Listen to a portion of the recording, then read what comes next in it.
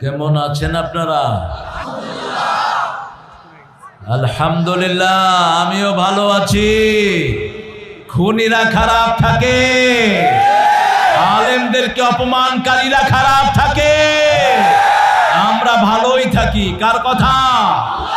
আল্লাহর কথা। ইন্নাল আবরারা লাফি নাঈম ওয়া ইন্নাল ফুজ্জারা লাফি জাহিম। নেককাররা সব সময় নেয়ামতের ভিতরে ডুবে থাকে। কার কথা?